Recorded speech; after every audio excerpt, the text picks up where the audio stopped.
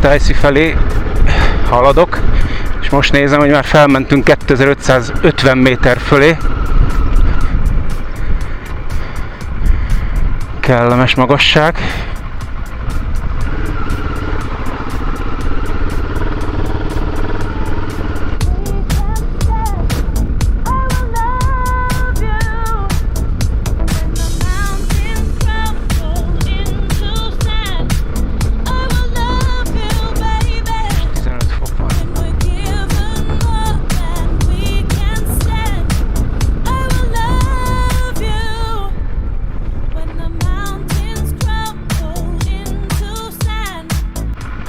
...2611 méter. Hát ez a látvány egyszerűen fantasztikus. Tehát ha belegondolunk abba, hogy én vagyok most 2600 méteren, és ezek a hegyek milyen iszonyatos magasak, tehát gigantikus. És ez a zöld szín, és minden ilyen kis vágás, amit lehet látni, ilyen barázdák a hegyen, ott mindenhol kis patakocska, kis ér csörgedezik, és folynak össze itt lent. Mindenhol víz folyik a hegyekből. Gyönyörű.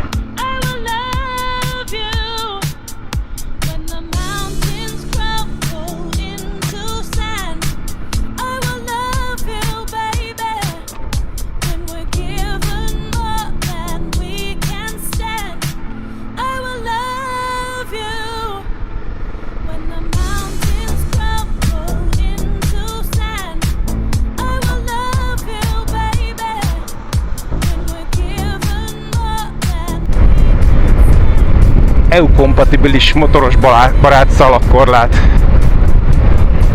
Az igen.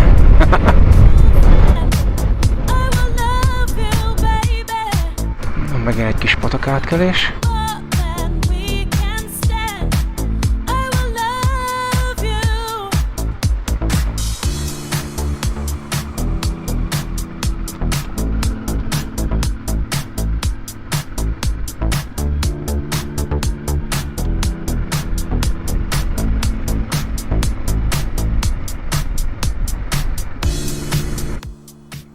Szerintem az ilyen látványra szokták azt mondani, hogy lenyűgöző.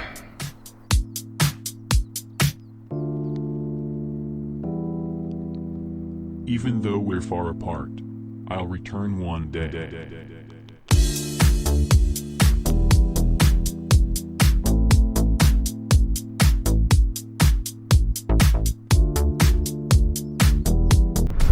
Na itt is egy bringás, aki felfelé teker a hegyen. Felcuccolva. Az igen. 2100 méteren.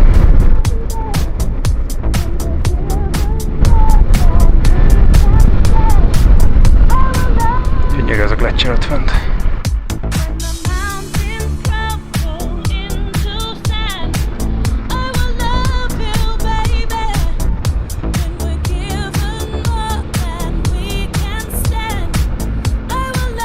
Mindenhol csöpög a falon, a sziklafalon a víz. Mindenhol a víz. Azért ilyen gazdag itt minden kis patak, folyó. Sok a hó még fönt a hegyekben, és az olvad most.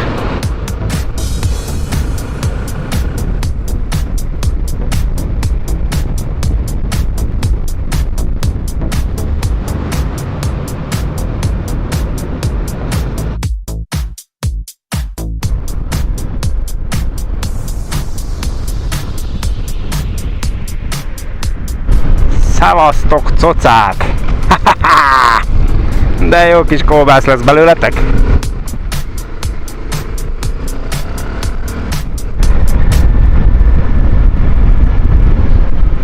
Tehénkék legelnek a hídon. De vajon mit? És ez nekik miért jó? És úristen, és minden tehén szar. És ez érződik is. Folyik az orrod, nem baj? Nem zavar? Dobjak egy pézsét. Tiszta tehénszar volt az egész híd. Szóval azt a rohadt életben. És olyan szagok voltak ott, és benne fekszenek. Hát, van egyfajta ízlésetek, csajok. Hoppácska. Itt is egy kis hegyi patakocska. Újabb malac család. Anyuka és a 4 kis cocu.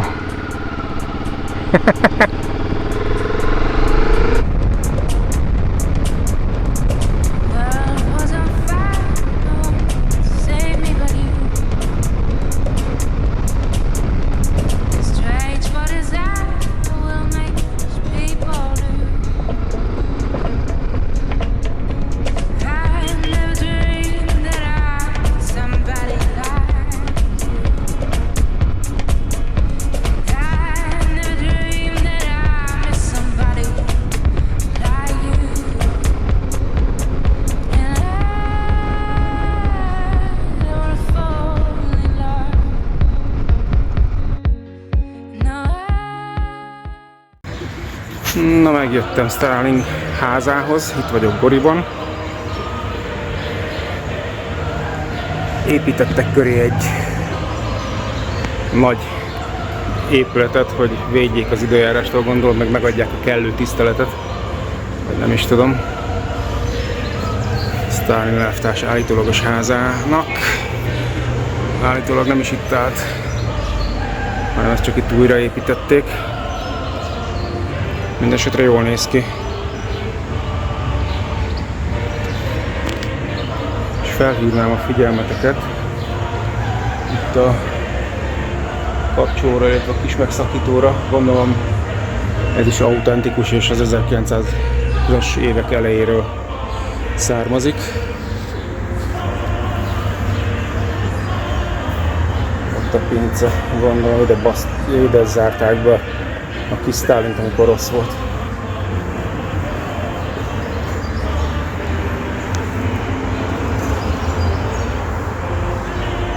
Tessék, olvassátok az infót.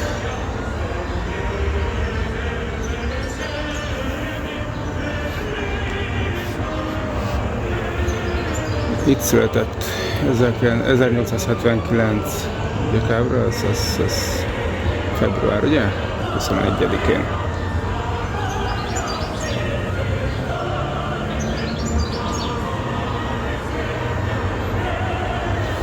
Starling elvtárs.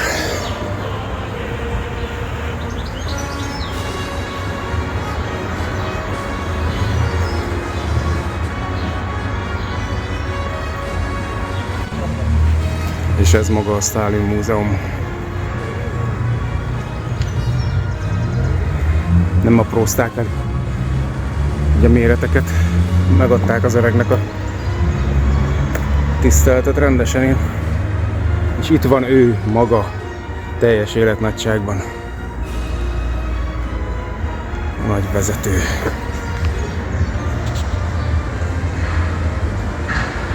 Na. Ja, és még ott van a vonat is. Nézzük meg közelebbről. És itt van Starling vonata.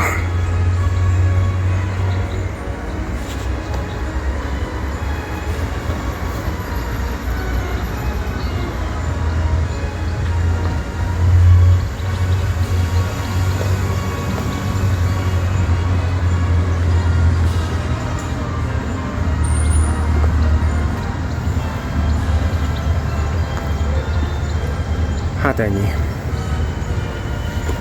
Csepegtettem nektek egy kis kultúrát, osszátok be. Na, csá. Na, megérkeztem erre a számomra kimondhatatlan nevű barlangvárosban. 3000 éves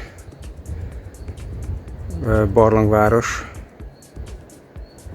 Jó, mondjuk ezek a betontartó oszlopok nem 3000 évesek, csak gondolom már megrodjant, hogy valami repedések indulhattak, meg aztán megtámogatták ott is. Minden esetre azért érdekes, hogy 3000 évvel ezelőtt hogy tudtak ennyi sziklát kiválni, kifaragni.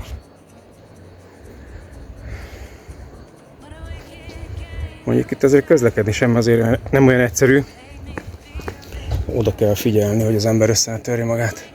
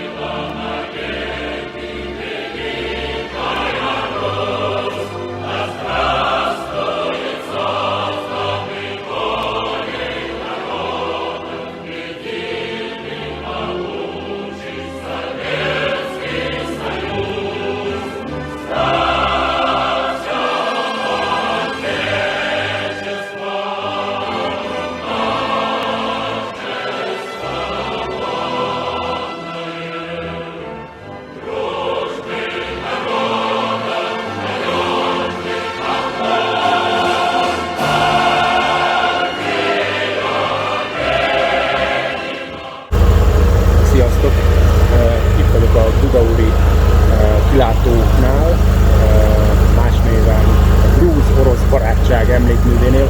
Már önmagában is egy vicc, hogyha belegondolunk, hogy 2008-ban még Grúzia és Oroszország harcban álltak egymással, lőtték egymást, mint állat. És hát ez még a, nem is tudom, 80-as években, csak 83? Igen, valószínűleg 83-ban készült, nem tudom pontosan, nem néztem utána, ha akarjátok, nézzétek meg.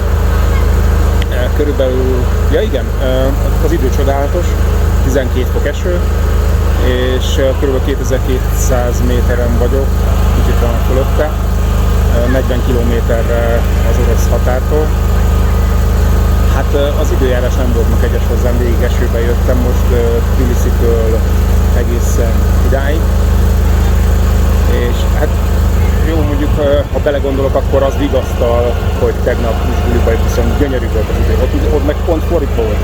Esőben mentem egészen Mesztiáig, és Mesztia után Uzsguli felé szépen elállt az eső, eltűntek a felhők, kisütött a nap, gyönyörű idő volt. Hát ez most nem jó lett. Na mindegy. A terv az, hogy innen pedig megpróbálok végig motorozni a Grúz hadiúton, úgy is hívják a Grúz hadiút. Ennek a vége Szignagiban van. Meglátom, ez attól is függ, hogy milyen időjárás lesz, hány óra felé tudnék majd odaérni, ahonnan el lehet kanyarodni a Szignagi felé. Ez még kialakul. Ez a terv, aztán lehet, hogy nem így lesz, nem tudom még. Minden esetre most per pillanat itt vagyok.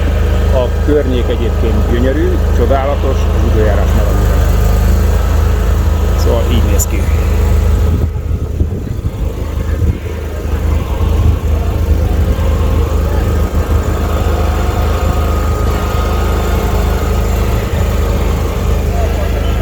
És hát szombat lévén, mint látjátok, rengeteg a turista, rengeteg az autó az utakon, rengeteg a kamion. Ugye itt az orosz határ közelsége miatt nagyon tehát nagyon nagy a kamionforgalom, mindenféle rendszámú autókkal lehet találkozni, hát ugye grúz, orosz alapból, de van örményt láttam, örmény rendszámú autókat is, üzbék kamiont láttam, most éppen lerobbanva szerencsétlen az egyik kanyarban. Úgyhogy van itt mindenféle náció, és hát ennyi. Na jó van. Majd még bejelentkezem. Útközben azért nem jelentkeztem idáig, mert végig esett az eső, és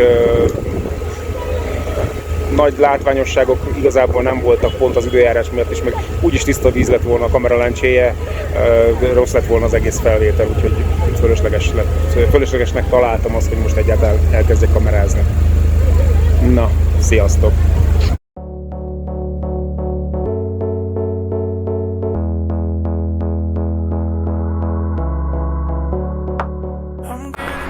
Sziasztok ismét! Ma vasárnap, azt hiszem talán 22-e? Nem, 21-e van. Igen, 21-e vasárnap van, délelőtt. Meg nem mondom, hogy hol vagyok. Az Isten háta mögötti kis eldugott koszos faluban. Most tankoltam. Hát a tegnapi nap az időjárásilag nem volt túl kegyes hozzám.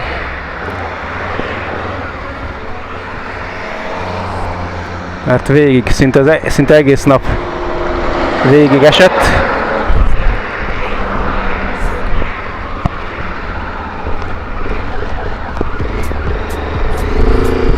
De a mai nap is esővel kezdődött, de aztán így szépen elállt és kisütött. Szóval azért nem kameráztam tegnap túl sokat, mert ebben a csuva időben nagyon nem volt mit.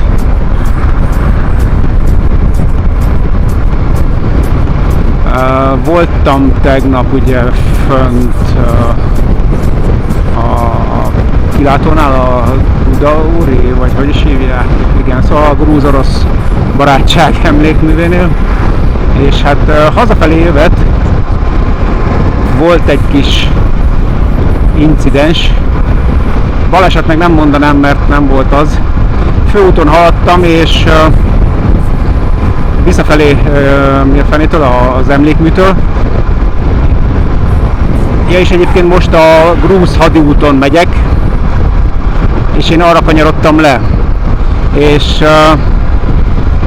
a főútról lekanyarodtam balra, balról jött, a mellékútról akart kikanyarodni autó, nekem kint volt az indexem, én fordultam be balra, ő meg úgy gondolt, hogy akkor kijön, és végülis annyi történt, hogy eltalálta a baloldali dobozomat, lökött rajtam egy kicsit, de szerencsére nem borított fel, meg tudtam fogni. Félreálltam, csak gyors ráállítóval állítottam le a motort, tehát gyújtás rajta maradt, és akkor kiszálltak az emberek, jönnek oda, szerencsére beszéltek németül valamelyest, és hát hogy nem látta, hogy én indexelek, mondom, nézd meg ember, és mutatok a motorra, villog az index, mivel rajta volt a gyújtás, még most is indexelek. És hát olyan ledes indexem van, hogy kifolyik az ember szeme tőle, és ő nem látta.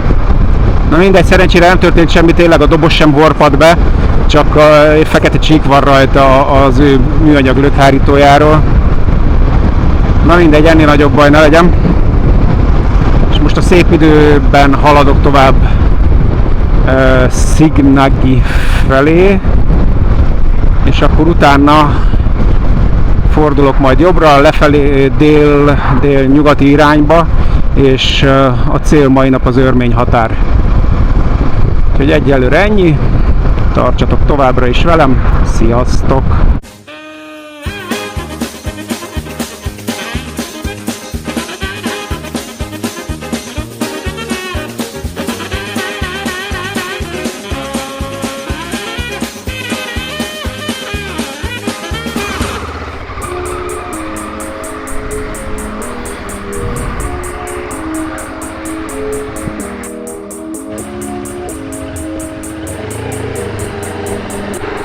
Na, beugrottunk a szépségszalomba.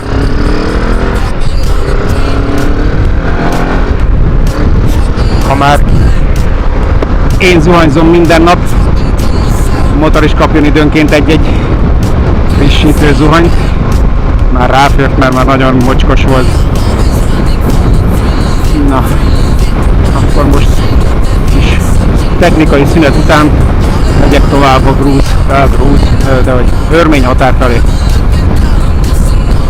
Úgyhogy nagyjából egy olyan 2 órán belül a határon vagyok, de lehet, hogy hamarabb is. Na jó van, sziasztok!